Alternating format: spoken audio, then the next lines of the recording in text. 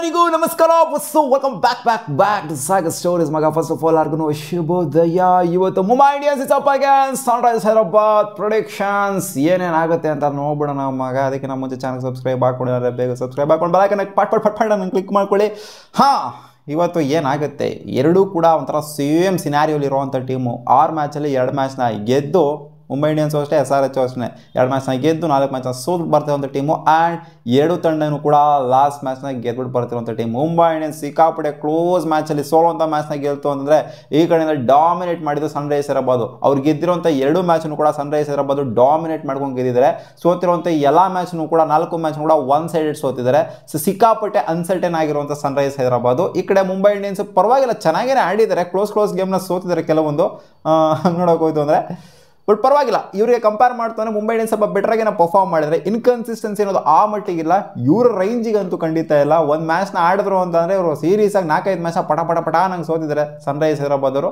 So ಎರಡು ಕೂಡ almost equal ಆಗಿರುವಂಥ ಟೀಮ್ಗಳನ್ನು ಇವಾಗ ನೋಡ್ತು ಅಂದರೆ, ಹೆಟ್ವೇಡ್ ಅಂತ ಬಂದಾಗ 23 ಮ್ಯಾಚು ಮುಂಬೈ ಮತ್ತು ಸನ್ರೈಸ್ ಹೈದರಾಬಾದ್ ಆಡಿದ್ರೆ, 10 ಮ್ಯಾಚ್ನ ಸನ್ರೈಸ್ ಹೈದರಾಬಾದ್ ಗೆದ್ದರೆ 13 ಮ್ಯಾಚ್ನ ಗೆದ್ದಿರೋದು ಮುಂಬೈ ಇಂಡಿಯನ್ಸು. ಏನು ಅಂತ ಹೆವಿ ಡಿಫ್ರೆನ್ಸ್ ಎಲ್ಲ ಏನಿಲ್ಲ.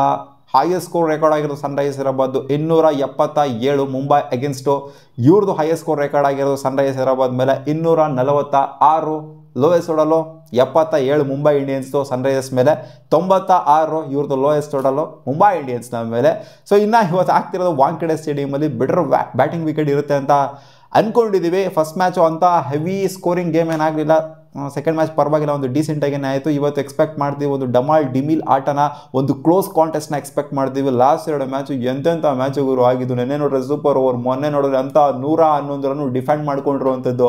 ಸೊ ಇವತ್ತು ಏನಾಗುತ್ತೋ ಗೊತ್ತಿಲ್ಲ. IPL ಕ್ರೇಜು ಕಮ್ಮಿ ಆಗಿತ್ತು ಅಂತ ಅನ್ಕೊಂಡಿದೆ, ಬಟ್ ಇವಾಗ ಕ್ರೇಜು ಸ್ವಲ್ಪ ಜಾಸ್ತಿ ಆಗ್ತಿದೆ. ಯಾಕಂದರೆ ಕ್ಲೋಸ್ ಗೇಮ್ಗಳು ಆಗ್ತಾ ಇರೋದ್ರಿಂದ. ವಾಂಖೇಡೆ ಸ್ಟೇಡಿಯಮಲ್ಲಿ ಇವತ್ತು ಮ್ಯಾಚ್ ಆಗ್ತಿರೋದ್ರಿಂದ ಇನ್ನು ಸ್ಟಾಟ್ಸ್ ಅಂತ ಬಂದಾಗ ಹೆಟ್ವೇಡ್ ಆಡಿದರೆ ಇಲ್ಲಿ 8 ಮ್ಯಾಚು, ಅದರಲ್ಲಿ ಒಂದು ಸೂಪರ್ ಓವರ್ ಮ್ಯಾಚ್ನು ಕೂಡ ಆಗಿದೆ.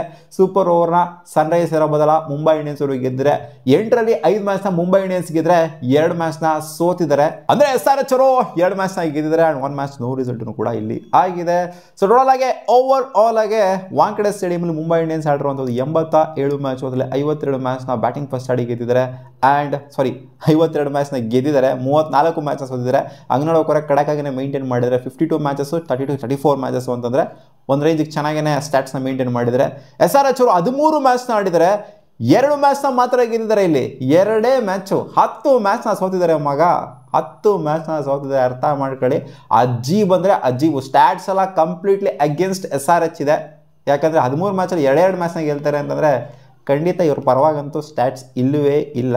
ಸೊ ನೋಡೋಣ ಅದೇನಾಗುತ್ತೆ ಅಂತ.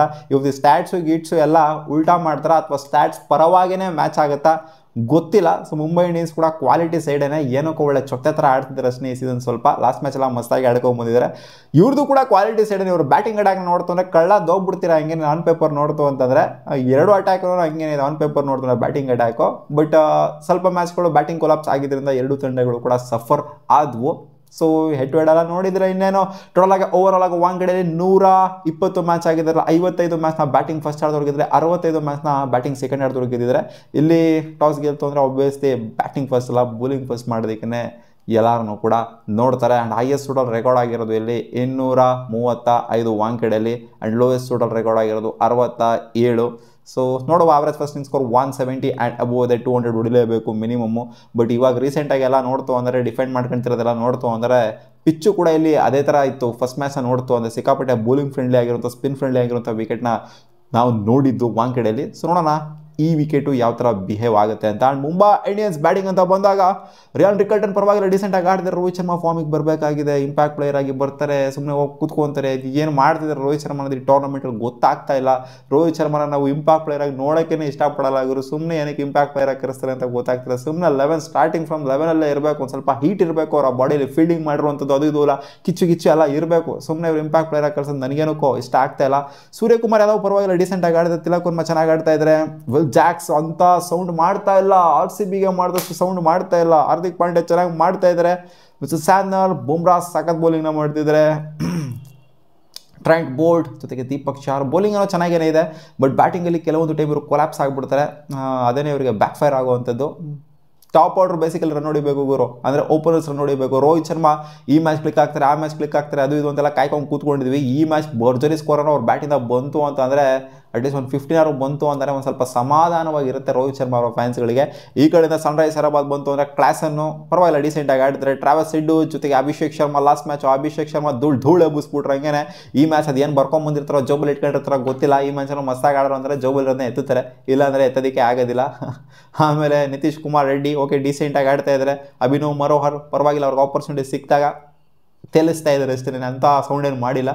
ಸೊ ಇಲ್ಲಿ ನನಗೇನೋ ಒಂದು ಹೆವಿ ಮಾಡಿಬಿಡ್ತಾರೆ ಅಂತ ಅನ್ನಿಸ್ತಿಲ್ಲ ಸನ್ರೈಸ್ ಹೈದರಾಬಾದ್ ಅವರು ಇವತ್ತು. ಸ್ಟ್ಯಾಟ್ಸು ಕೂಡ ಕಂಪ್ಲೀಟ್ಲಿ ಅಗೇನ್ಸ್ಟ್ ಇರೋದ್ರಿಂದ ನಾನು ಇವತ್ತು ಹೋಗ್ತಾ ಇದ್ದೀನಿ ಮುಂಬೈ ಇಂಡಿಯನ್ಸ್ ಜೊತೆಗೆ. ನನ್ನ ಪ್ರೊಡಿಕ್ಷನ್ ಇವತ್ತು ಮುಂಬೈ ಇಂಡಿಯನ್ಸ್ ಗೆಲ್ತಾರೆ ಅಂತ ಅನ್ನಿಸ್ತೀವಿ ಮಗ. ಹೌದು ಲಾಸ್ಟ್ ಮ್ಯಾಚ್ ಏನೋ ಕೊಟ್ಟಿರ್ಬೋದು, ನಾಯಿ ಹೊಡೆದಿರ್ಬೋದು ಅಭಿಷೇಕ್ ಶರ್ಮಾ ಅವರು, ಏನೋ ಗೆದ್ದಿರ್ಬೋದು. ಬಟ್ ಈ match I am going with Mumbai Indians. ನೋಡುವ ಏನಾಗುತ್ತೆ ಅಂತ. ನಿಮ್ಮ ಪ್ರೊಡಿಕ್ಷನ್ ಕಾಮೆಂಟ್ ಸೆಕ್ಷನ್ ಹಾಕಿ.